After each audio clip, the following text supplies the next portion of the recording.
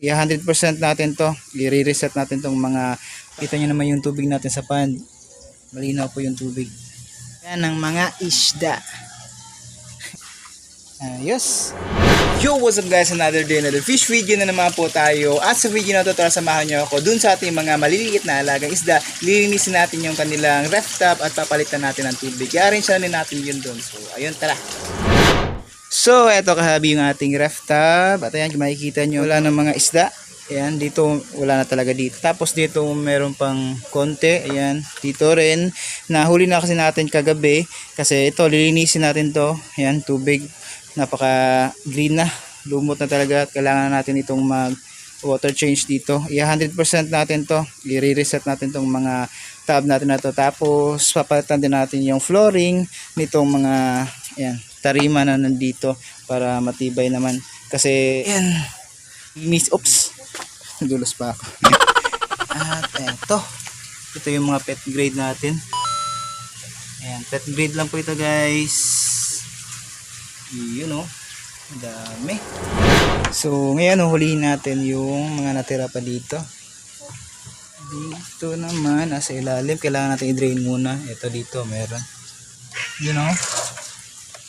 Nag-start na nga umulan pero ito katatapos ko lang mag-drain ng tubig dito sa first na ref tub. Dito konti na lang at natanggalan natin yung mga isda. So yun kahabi, natapos na tayong mag-set up ng ref tub at saka na-arrange na din po natin. Nakapaglagay na din ako ng aquarium dito. Pakita ko sa inyo mamaya. Pero ito, napagbihis na po tayo kasi naulan na din po tayo kanina. Kasi yun nga, bumuhos yung ulan pero mabuti na lang huminto din. So ito, pakita ko sa inyo yung na-set up natin. Eto kahabi, yung na-set up natin. Pakita ko sa inyo yung full view na. Ayan. Pinalitan natin ng tarima, yung tinapon po natin doon. Pero papatuyuin natin yun para magamit natin na panggatong.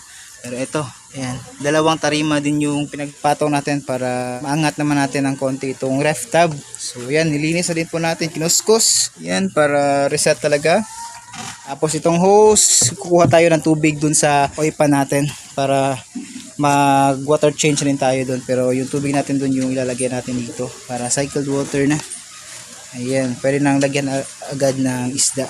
Lagyan natin dyan sa gitna kasi wala din ako mapaglagyan nitong tank natin ito. Di rin natin yan pupunain sa malagyan na natin ng isda. Ayan. So, pump natin. Tapos, paanda rin natin to para mapuno yung, oops! Halaka. Patay. Nalaglag. Patayuin po muna natin. Ayun.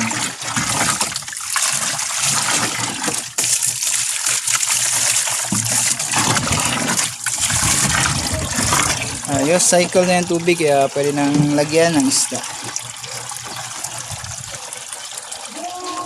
Linisin ko na po muna itong tangko to na madumi pa. Ito kahabi, malapit nang mapuno lahat. Yan, konti na lang dito. Tapos dito, kalahati lang yung nilagay natin. Yan, puno na. Kita nyo naman yung tubig natin sa pond. Yan, yung parang kulay dilaw dyan sa ref tub talaga yan. Pero ito, malinaw po yung tubig. Yan. Ganda. Pwede natin itong lagyan ng mga isda. Ayos. Ito kahabi, sa wakas tapos ko na ding linisin itong pond natin na to na pinaglagyan natin ng mga molly. Sobrang dumi na. 100% water change tayo. Tapos nilinis ko po yung ilalim. So ngayon, lagyan na natin ng tubig. Ayan kahabi, nauna natin yung tubig. So, nalipat ko na po muna dito yung mga molly natin. Ayan, yung mga breeder din. So ito, po-condition po muna natin bago natin ibenta. Ayan, mga pet grade natin na full gold, male. Tapos nandito yung mga fry. Ito yung gagamitin natin na tubig kasi cycled water na. Pwede na agad lipatan ng mga isda para din makapag water change din tayo dun sa ating koi pond. Yo, what's up guys? Day 2, di natin natapos kahapon yung pag-video kasi nabutan na tayo ng gabi. Pero ito yung mga natapos natin kahapon at i-continue natin ngayon. So yan, tara. Kahapon guys, nag 50% water change tayo dito sa ating koi pond. At ayan, kita nyo naman yung tubig oh. Ganda. Parang nalutang na yung mga isda natin. Ayan. Ganda na tubig natin ngayon oh. Yun. Kita ko sa inyo yung ating filtration. Ayan. Grabe yung lumot, no? Wala kasi tayong UV light. Pero ayan yung tubig. Ganda. Ayan. Walang dumi. So yung ating brush chamber o yung mechanical chamber natin. Ayan. Tapos dito, ayan yung tubig.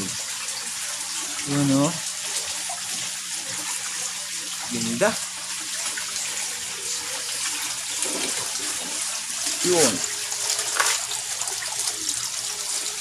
So punta tayo dun sa sinet up natin. Tara. Etong tank natin na to guys, meron po talaga siyang butas. Kahapon puno ito. So siguro nasa mga gilid-gilid. Okay. Siguro ito yung butas. Oh. Yan. Kita ko na yung butas. So hanggang dyan yung level ng tubig. Kaya di na natin kayang punuin siguro sa pusa to. Kasi dito sila umiinom ng tubig nila. Ito yung mga itatanim natin. Tapos itong mga male, lipat din natin to. At ito na yung sinet up natin kahapon. Ayun, oh. Bente natin yan. At meron tayong bagong alagaan na isda. Dito po yung mga fry yun. Dami pa. Ito yung mga sineparate ko. So siguro itong mga nasa kabila, ibenta na din natin to. Ayan, mga pit grade. Ayan. O kukondition po muna natin to. Siguro benta natin yan 20 pesos. Sa mga gustong mag-start na mag-alaga ng isda. Yung mga pet grade para matuto kung paano yung pag-alaga. Lalo na po sa tubig. Management ng tubig. Para pag goods na, pwede nang bumili ng mga quality. Lagaan na natin yung tubig guys para di tayo magka-problema sa isda. Tapos dito, hinati ko yung isang tarima para maging pathway natin. Sobrang init naman yan. Tapos mamayang hapon ulan. Grabe, kaya tayo nagkakasipon. Gusto yung mga sipon ngayon, yung mga lagnat. Dahil sa weather. Ayan. Lalagyan ko pa yan dyan ng plastic sa itaas para maging bubong. Para di talaga makapasok yung tubig ulan. Dito wala pang laman. Hello. Ay, nagpatagad ba yan yung bukulan ni Gutom? Tagalit na siya kasi diet din siya, wala siyang kain. Kumaling na yung sugat kasi siya dyan sa itaas guys, puti pa. Sugatan siya siguro sa pump or dun sa itaas na output ng tubig kasi binibigyan natin siya ng pagkain, naangat niya yung ulo niya tapos tumatama so siguro dun. Ayan, bumalik naman agad. Kaya binabaan natin yung level ng tubig para in case namano yung kanyang ulo. Laki na ng ulo nyo guys, no? Yun, no? Kung nasama natin sa show, baka pwede itong manalo. Kasali kasi ito sa Grow Out Challenge guys. 3 yung entry na binili natin. Kaso nga lang yung 2 namatay. Tapos ito, iba yung nag-alaga nung maliit pa lang. Pero ito, napunta na sa atin ulit. Yan, itong ating FH.